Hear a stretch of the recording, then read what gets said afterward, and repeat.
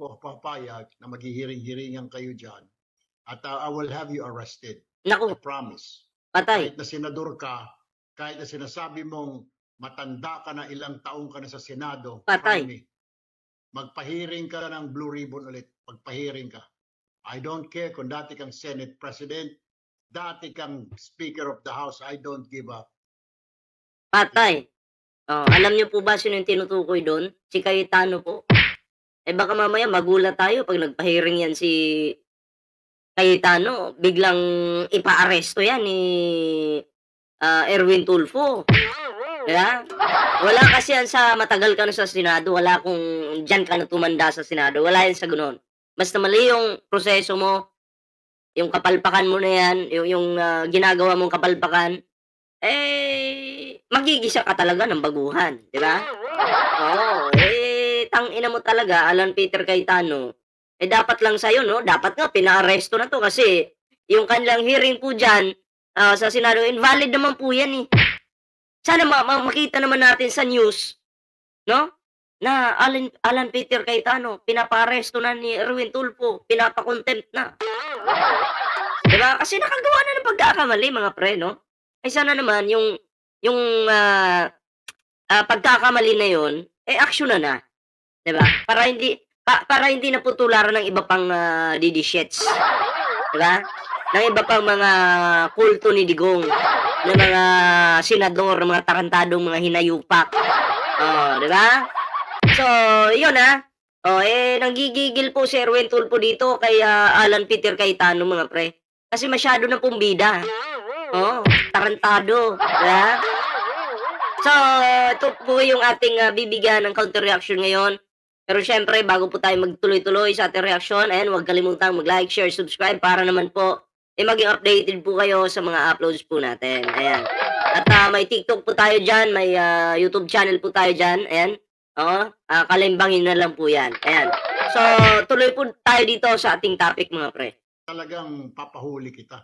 Kung hindi papahuli, kung ayaw ng usa, bibit-biting kita, kukwilyuhan kita, palalayasin kita dyan sa floor na yan. Patay. Kukwelyuhan talaga. Ang kukwelyo po, si Erwin Tulfo mismo. Diba? Kukwelyuhan talaga. Mali nga naman. Hindi naman makakapalagyan si Cayetano. Bakla yan eh. Bayot yan eh. Diba? Tingnan mo pag nagsalita. Diba? Yung bakla talaga may pangit po na yung bakla yung mamumuno o maghiring-hiringan dyan, di ba?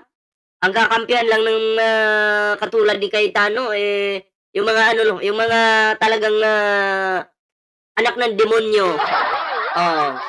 Yung mali po yung kakampihan ng mga yan. Hindi ko naman siya nilalahat yung bakla, pero yung katulad po ni Cayetano bakla, di ba? Talagang yan, puro kasinungalingan po yung kakampihan dyan. Kaya nga nababoy po ng husto yung Senado. First time po in the history, mga pre. Nababoy po yung Senado dahil dito kay Cayetano. Diba? At okay lang sana kung isang beses magkamali. Inaraw-araw po nila yung pambababoy. Mga hinayupak na to. Grabe. Because I am the legitimate Blue Ribbon Chairman. Ayan legitimate Blue Ribbon Chairman po itong si Erwin Tulfo, mga pre. Ayan. At tingnan naman po natin, hindi ko lang to na-prepare tingnan po natin kung ano naman yung banat ni Cayetano, okay? Dito kay Erwin Tulfo, mga pre, hindi ko lang na-prepare pero ito po yung Ayan. May banat din po si Cayetano kay Erwin Tulfo. Tingnan natin kung ano yung kanyang kabaklaan dito. Ayan. Alright. Okay.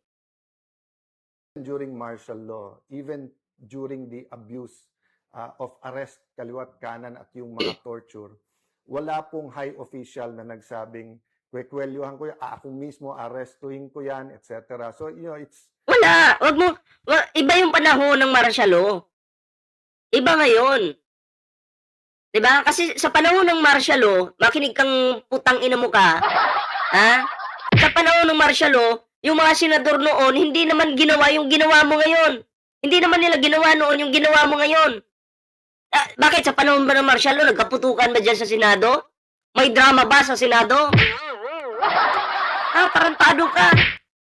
Ngayon, gumawa kayo ng eksena dyan na hindi katanggap-tanggap sa mata ng mga Pilipino.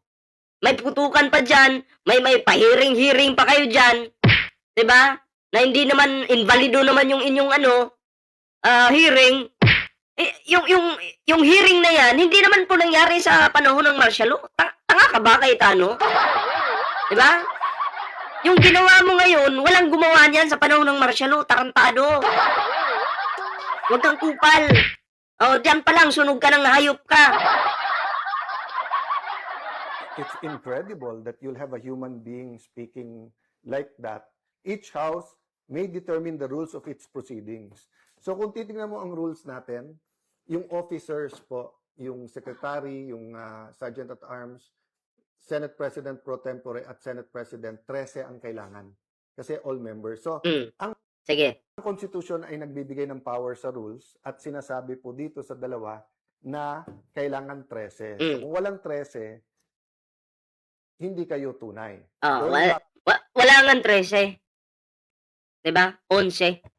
Tapos ngayon naging 12. 'Di ba? 12. Ngayon ilan na lang kayo? 10 na lang yata kayo, 'di ba? So wala na kayong wala na kayong 13. 10 na lang yata kayo. Kasi yung dalawa babaliktad, yung isa nagtatago. So 10 na lang kayo, wala nang 13. So yung 11 nadagdagan. Pagpalagay nating 12 pa lang sila ngayon. At least may 12. 'Di ba? Kayo, ilan kayo ngayon? Magiging 10 pa lang kayo. Pero ilan kayo ngayon?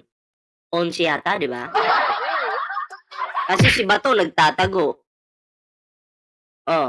Si Jinggoy nakakulong na. Si Cheese ay bumaliktad na. Di 10 na lang pala kayo. Wala na kayong 13. Wala na.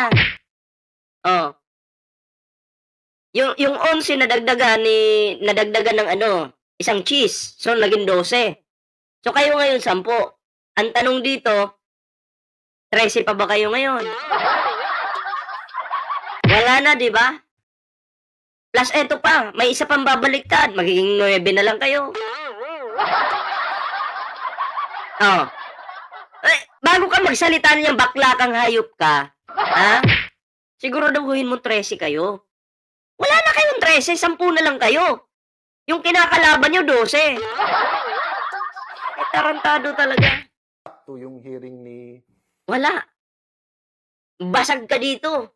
Senator Erwin, the 12 might want ang tawag niyan, nauutal. to rein him in even during martial law, even during the abuse of arrest, kaliwat kanan at yung mga torture, wala pong high official na nagsabing, kwekwelyuhan ko yan, ako mismo arrestuhin ko yan, etc. So, it's... Iba noon, iba ngayon. Ngayon, pwede kang kwelyuhan pag lumabag ka sa rules. Diba? Huwag ka na mag-explain. Ganito na lang. Subukan mo magpahiring ulit. Huwag ka na mag-explain. Magpahiring ka. Ang ina mo. Tingnan natin kung uubra yung mga depensa mo dyan. Diba? Pagpapaliwanag mong gago ka. It's incredible that you'll have a human being speaking like that. Kaya sa sulat ni former Congressman Michael Defensor, dapat ang sagot namin ay simpleng umattend kayo sa legitimate na Blue Ribbon Committee. Ngayon, dahil invalid yung Blue Ribbon Committee nyo, I think magkakaroon din ng Blue Ribbon Committee na pangungunahan po ni Erwin Tulfo. Mag-attend kayo sa legitimate na Blue Ribbon Committee. Tingnan natin kung darating kayo mga gago kayo, mga gunggong kayo. Kung talagang protektado nyo yung 18 Marines. Kung talagang mahal nyo yung 18 Marines dahil sila yung nagsasabi ng katotohanan, sabi nyo nga, hayaan yung pumunta sila sa legitimate na Blue Ribbon Committee. Hearing ng Blue Ribbon Committee. Ayan. Na pangungunahan po ni Erwin Tulfo. Ngayon, kung iiwas kayo dyan, halata na. Halata nang umiiwas kayo sa mga tanong nila. Mga itatanong pa lang. Nay, mabubutasan kayo eh. Yung kayo-kayo nga lang dyan, nag-hearing, di ba? Nagka-leche-leche pa yung hearing nyo. Nagtatanungan pa kayo, mga palpak pa yung mga sagot. Oh. Eh, hindi nyo kasi na-briefing ng maayos eh. Hindi nyo naturuan ng maayos yung mga bobong, mga patay gutom na mga 18 Marines na to. Putang ina nyo, 18 Marines kayo. Pati pamilya nyo, putang ina nyo. Oh. Diba? Ang papangit ng pagmumukha nyo. Oh, eh, tang ina nyo. Eh, kayo yung nagdala ng, yung kasiraan dyan sa Senado. Ginamit nyo yung Senado para sa pansarili nyong interes. Para kumubra kayo ng 5 milyon kay Mike Defensor, mga hayop kayo. Pukin ang ina nyong tarantado kayo. Diba? Umayos nga kayo dyan. Yun ang may legal protection. Pero siguro, idadagdag ko dun sa sulat na yung ganun mental state ng isang senator tapos siya ang magiging chairman, eh, walang makakapag-guarantee ng inyong safety doon. At tandaan nyo po, tapos na po tayo sa 18 Marines. Kung gusto nila ipatawag ulit under Senator Marcoleta, pwede mag-attend sila Senator Win. Pero nandun pa tayo sa 2 o 3 witnesses na ang bibigat at may mga dokumento. At talagang Ang bibigat nga. Inakusahan yung, secretary ba yun o staff ni Tito Sen? Tumanggap daw ng maleta. 2050 namatay tapos tumanggap 2024. Ang bigat nga. Ang bigat ma, putang ina mo kang bakla ka. Sumupa ka na lang, Alan Peter Cayetano ng titi ng kambing, hayop ka. Oh. Hayop na Cayetano to. Kala mo talaga eh, nasa katotohanan ng hinayupa. Kung may firing squad, dapat ikaw yung i-firing squad, hayop ka. Oh. Oh, targeting ka sa bungo. Putang ina nito. Diba? Oh, ito yung 18 Marines. Oh, panoorin po natin to mga pre, yung kanilang drama. Oh. Palpak ang script.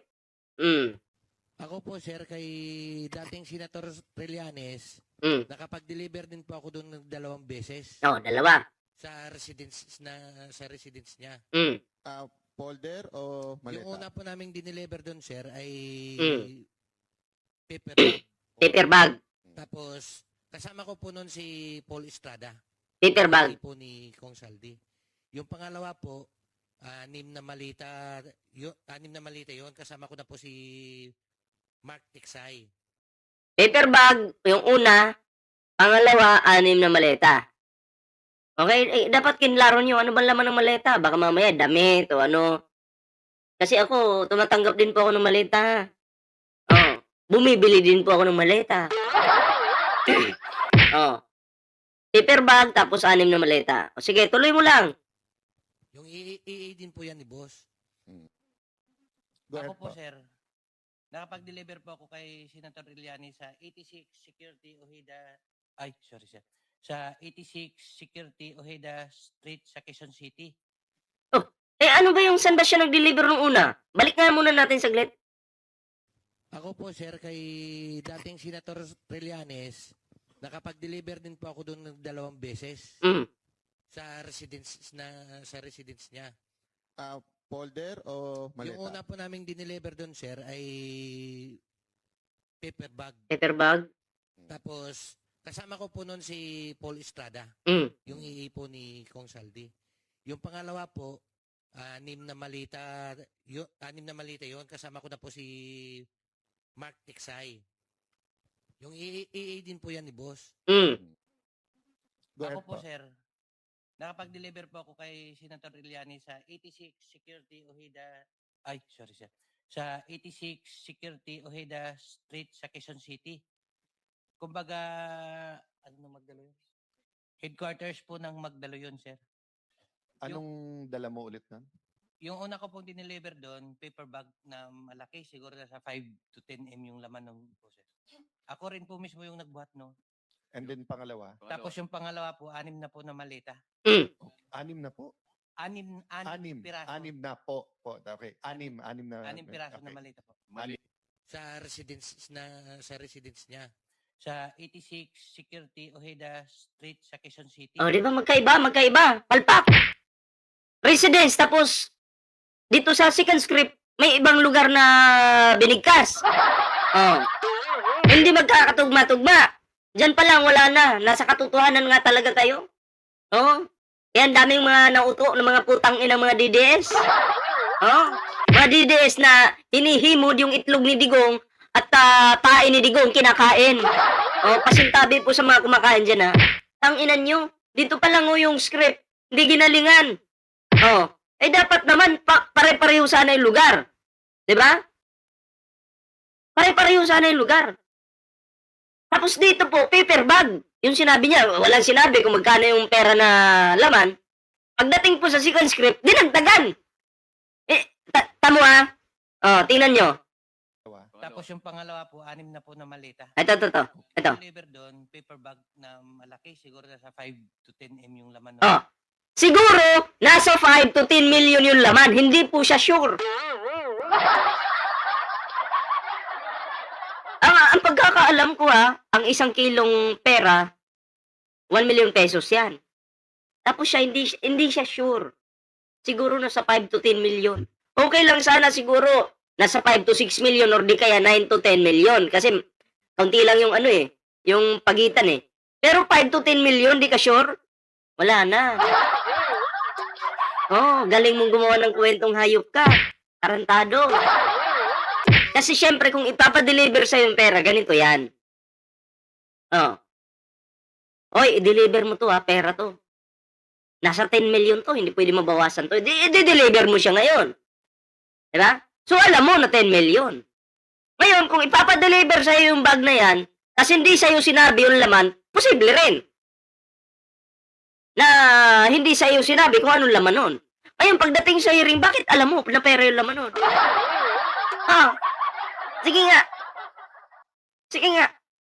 Parang, magdi-deliver ka lang ba? Delivery rider ka. May pinapahatid sa'yo. Hindi mo alam yung laman. Diba? Hindi mo alam yung laman. Oh. Di, binigay mo dun sa may-ari. Oh. Eh di, hindi mo pala alam, shabu pala yung laman nun. Diba? Pulburon pala yung laman nun. Oh. Di, nag-hearing na. Oy, bakit mo dinala yan, rider? Siyempre, sasabihin mo dun, hindi ko po alam na yung pala yung laman nun. Diba? Nagigets niyo po yung ibig natin sabihin. So, dito po sa script ng 18 garbage marines na to, ng mga bayaran, na mga traidor ng Pilipinas, traidor ng ating bansa, no? Dito pa lang wala na. Wala na, hindi na kapanipaniwala yung kanilang mga sinasabi, mga pre. Sila po ay literal na mga sinungaling. Diba? Kaya kung kayo po yung tatanungin, ano po yung inyong reaction dito, comment down below para naman pumabasa natin yung inyong mga reaction dyan. Ayan. Siyempre mga pre, bago tayo magtapos sa video ito, huwag kalimutan mag-like, share, subscribe. Para naman po, maging updated po kayo sa mga uploads po natin. Ayan. So ayan, magkita-kita po tayo sa susunod na video. Ingat po kayo lahat. Magandang araw po.